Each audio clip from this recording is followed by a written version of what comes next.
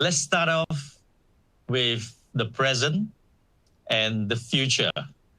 We started 2021 with the hopes of vaccines. How do you see the global economy playing out from here on? Well, that's a difficult question.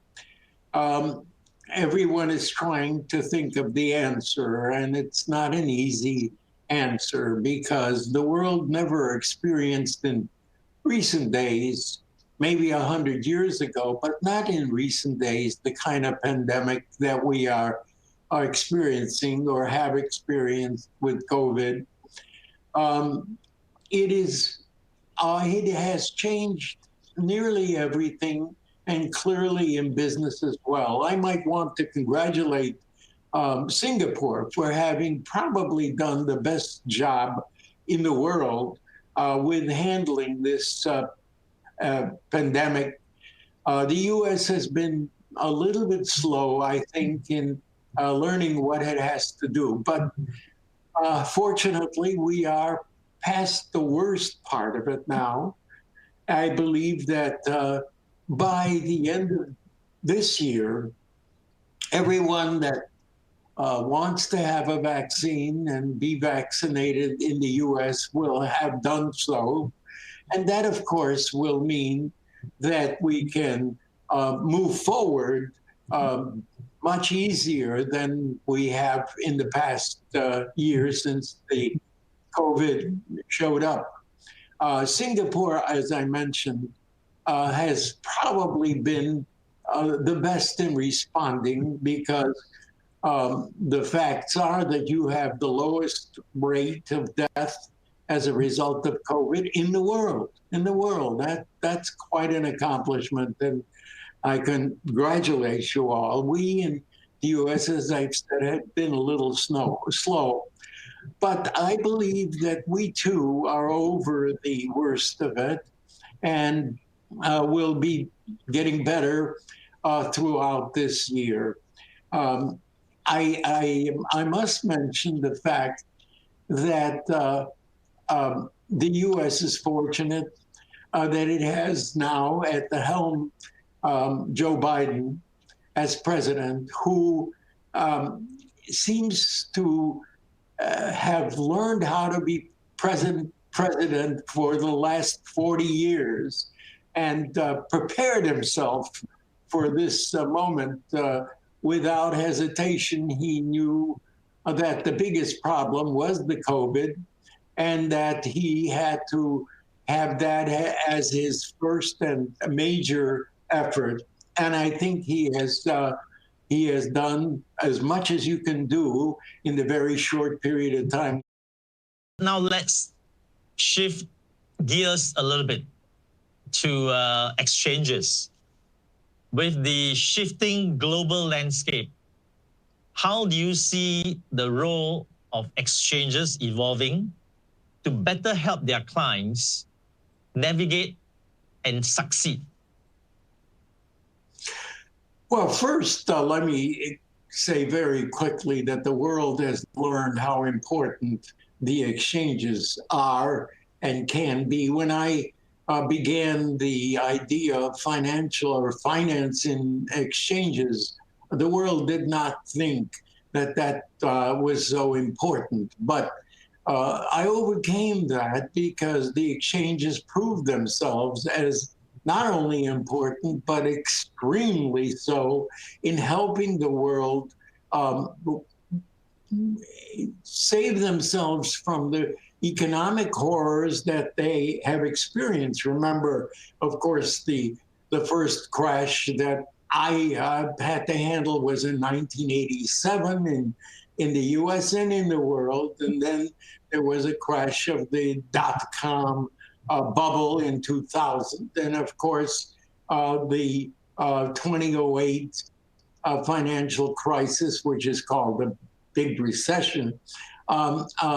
And so without the exchanges being able to find the avenues of protection for the financial world, I don't think we would be where we are today in the world, and I can't even imagine a world without the ability to hedge the various instruments of finance and find a role that will help the troublesome economics that we have seen.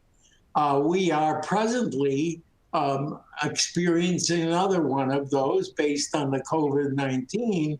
And this one is quite different because in the US and in most of the other industrialized world, the governments have taken on a huge role in keeping the system together. As you know, the US now has a debt of trillions of dollars as a result of the effort by the Federal Reserve and the US government to protect the people from the horrors of COVID-19.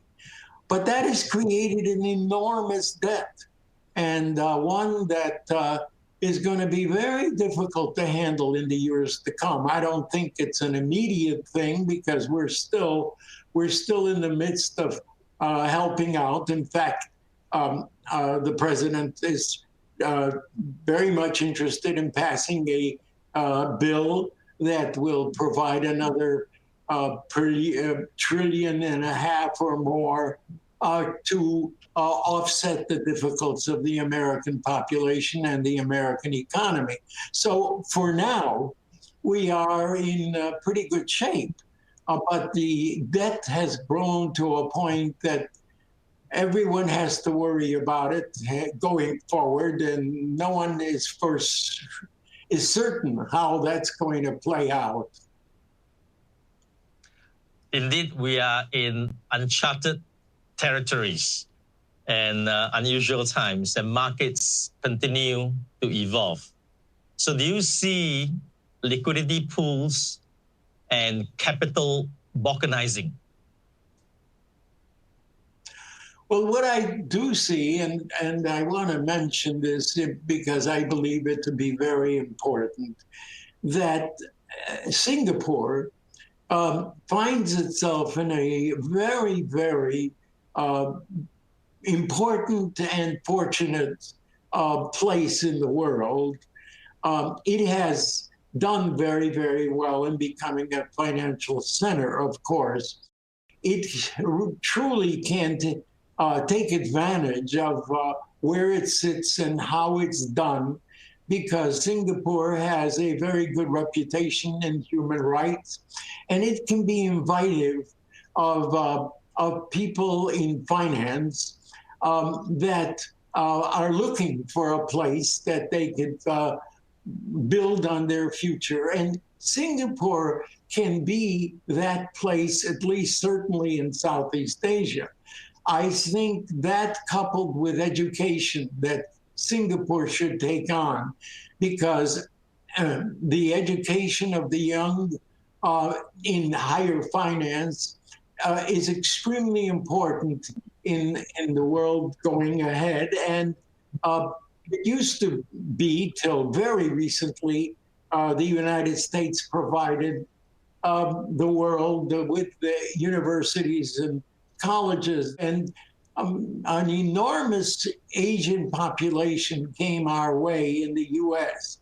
But that has recently slowed considerably, and I just know that it's seeking a port, and that port, which in a certain way can become the Silicon Valley port of Asia in Singapore.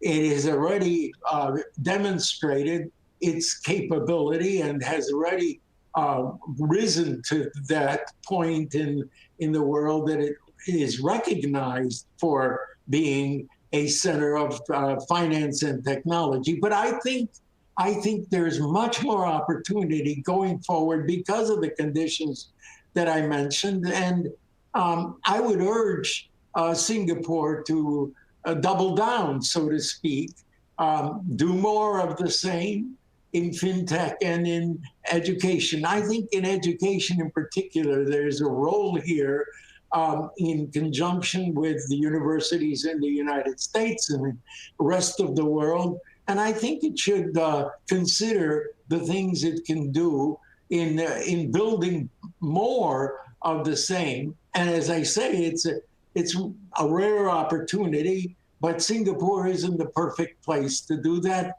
and has that capability. So I'm very bullish on that.